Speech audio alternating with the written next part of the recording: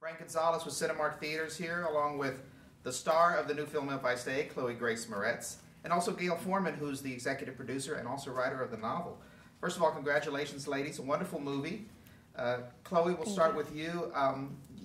This is the movie you carried on your shoulders, and it was a wonderful performance. How did you prepare for this role as opposed to being Hit Girl or Carrie or something else? I mean, you know, I've been lucky enough to, with a lot of my roles, to have original source material. You know, with Hit Girl, I had the original Kick-Ass comic, and with Carrie, I had the Stephen King novel, and with this, I had, you know, Gayle's novel, and I've been lucky enough to have a lot of source material, so I can really get a lot of background that I don't have to just create and make up on my own, and it becomes more of a collaborative process when you have that. You know, when you have someone to look to and say, oh, what's their birthday, or what's this, or what's that, and we can, you know, if she doesn't know, we just make it up and create it together, and it was, you know, it was hard, but really fun. I had a great time doing it. Are you musically inclined, and how much practice did you have to learn to make the playing of the cello? I mean, I think I'm artistically inclined, so it wasn't that hard for me to take on the cello, and I have a good ear. I'm not tone deaf, and with the cello, there's no frets, so it's really just kind of memorization of placement. So I was lucky enough to have like some basics, but I studied it for like 7 months, and I'd be silly to say I learned such an intricate 15-year kind of learning process to even play it mediocrely instrument.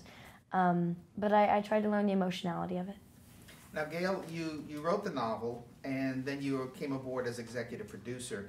How did you make that transition in terms of, were you happy with how the script turned out, and how much input did you have into that? And then once you started production, how did you kind of fit into making sure the production, you know, worked the way you envisioned it? I had, it had been in development for about 5 years, and during that time I had gotten to know the producer, Allison Greenspan, a bit, and we started talking, and then Chloë came on board, and then R.J. Cutler, the director, came on board, and then we went over to MGM, and at that point it was sort of clear that sort of everybody was open to collaboration, and so that's why I kind of came on board as an executive producer to kind of formalize that. And really, you know, they knew what they were doing, and they were very interested in kind of making their own film that was sort of like a translation of the book, but also its own entity. And so I was sort of there to help if they needed it, and also to kind of just like sometimes be an ambassador between like the readers and be like, this is the part readers really love, just because I have lived with the readers and the fans for years and could kind of like let them know, you know, how they felt about certain things. When you heard Chloë came on board, how excited were you about having her in the project? As you already said, like, it's a heavy lifting role, and we wanted somebody who was the actual age of Mia to play that, and there's not very many people. And in fact, Chloe's name had come up years ago, because as I said, it had been in development for a while, but she was too young. Back then she was like 13. And so one of the great things about it taking a few years to make its way into production was that Chloë became the perfect age to play Mia. Now, when you got cast in the role, had you already read the book? Were you familiar with the character, and what kind of things did you bring to her? Basically, when I first heard about the project, all my friends had already read it, and there were tons of people that knew about it. And when I first read about it, I read the novel while simultaneously reading the script before I met with R.J. Cutler, and I pretty much gathered all these ideas and thoughts that weren't in the script that I wanted, you know, the real voice of Mia to be in the story, and to kind of really carry it through and be very, you know, linear, because that's what we're doing this for, you know what I mean? Is for the love of the novel and the love of the story.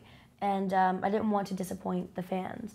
And so when I met RJ, he was on the exact same page as me, and we kind of completely meshed together perfectly with how you know, genuine we wanted to be to the real story. And it kind of just took off from there. And then once I started talking to Gayle, we all just made this big kind of creation of you know, the retelling of the novel in live action form. Now, RJ's background was a little bit more on the documentary side, is that correct? Mm-hmm. So how did that work in terms of him having that kind of mentality or background and trying to bring it to a narrative form? I think it was actually helpful, because this is a very naturalistic story, and you didn't want to get too campy with it. You know, if we got too intricate with it, it would get real campy and real fake.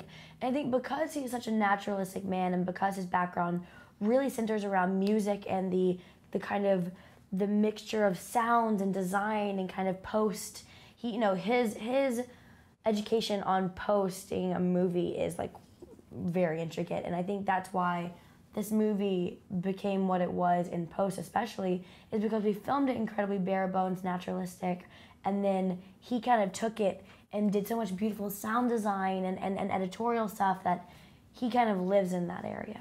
You must have been ecstatic with how the music really infused the movie, and what you had envisioned in writing it, took on a whole new life form. I am. I know that's sometimes there's only so much you can do on the page, and this is where a film really can just elevate the material, and the music is incredible because it is just, from beginning to end, it is full of music, and the songs are fantastic. I mean, one of the scenes that makes me cry every time is Mia's Juilliard scene, her audition scene. It's just beautiful. And then all of Adam's band, that's just fantastic. Those songs are great. I think people are going to love the music. It's very, very well done, the whole film, and congratulations again to both of you. Much success. Look for If I Stay to open up at Cinemark Theaters on August 22nd. Thank you, ladies. Thank you.